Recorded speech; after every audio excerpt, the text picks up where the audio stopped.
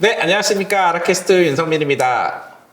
네, 안녕하세요. 서재 노무사입니다. 네, 최근에 또 올해인가요? 우리 이제 일자리 채용을 많이 해야 되니까 네. 정부 지원들 같은 게 이제 좀 많이 더 좋아지고 있다라고 들었는데요. 맞습니다. 사실 이걸 활용을 잘 하시면은 정말 병원도 많은 이익을 얻는데 사실 원장님들이 활용을 거의 못 하시고 있고 사실 이거는 제가 볼 때 노무사님들이 이렇게 챙겨주지 않는 네. 현실적으로 챙겨서 막 가는 게 솔직히 쉽진 않잖아요. 네, 맞습니다. 병원 의원들이 뭐 인사과가 있는 것도 아니고 청년 일자리 제도 올해 좀 어떻게 혜택을 받을 수 있는지 좀 물어보고 싶네요. 청년 일자리 도약 장려금이라는 제도가 있는데요. 이게 이제 표현 그대로 청년들의 일자리를 원장님들께서 제공했다라고 하면 이 일정 기간 동안에 대해서 원장님들께 이 고용노동부에서 인건비 지원을 해주는 제도인데요. 이 제도가 뭐 올해 새롭게 생긴 제도는 아니고 매년 있어 왔던 제도인데 올해 좀 많이 개편되었습니다. 그 내용을 좀 더 설명을 드려보도록 하겠습니다. 저도 작년에 이용했던 것 같아요. 일단 원장님들께 굉장히 좋은 포인트 일단 하나는 고용노동부에서 주는 인건비는 기본적으로 다 디폴트가 5인 이상 사업장들한테, 그러니까 원장님을 제외하고 직원이 5명 이상일 때만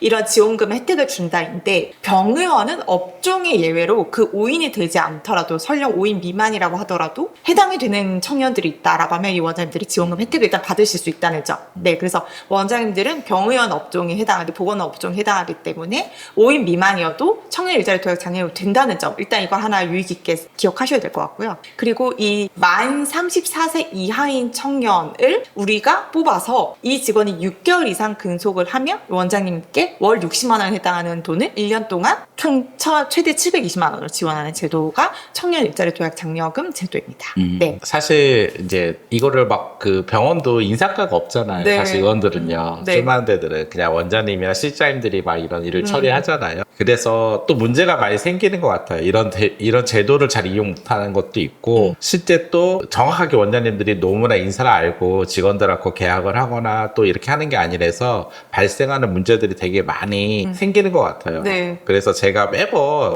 이게 문제가 터지면은 그때 너무 큰 스트레스거든요. 네, 말씀하신 대로 그런 내용들을 그들께 충분히 설명하고 납득이 되면 오히려 그들은 더 이상 거기에 대해서 토를 달지 않는 게 또 MZ의 성향인 것 같더라고요. 그래서 그런 청년 일자리 도약 장려금 같은 경우에도 34세 이하, 그러니까 우리 병원에 입사할 때 만 34세 이하인 청년이라는 나이 요건도 있지만 또 다른 요건으로 실업 상태 4개월 이상이 우리 병원 오기 전에 실직 상태에 있었다던가 아니면 최종 학력이 어느 정도 이상이라던가 뭐 이런 이제 추가적인 근로자들의 개인 정보를 확인해야지만 요건을 알 수 있는 경우들도 있거든요. 그래서 제가 하나 팁을 드리자면 우리가 입사할 때 생년월일은 충분히 이제 면접 보는 과정에서 알 수 있잖아요. 그래서 34세 이하인 청년이다라고 하면 나중에 그런 개인정보를 또 요청하면 서로 조금 껄끄러울 수 있으니까 채용하는 과정에서 혹시 다른 병원을 다니면서 이제 바로 이직을 하시는 케이스인지 아니면은 최종 학력이나 이런 데에서 추후 우리가 자료 요청을 하면 제공이 가능하신지 이런 것들을 좀 면접 보는 과정에서 조금 더 서로 부드러울 때 확인해서 그 이후에 이제 이런 지원금이 가능하면 채용할 때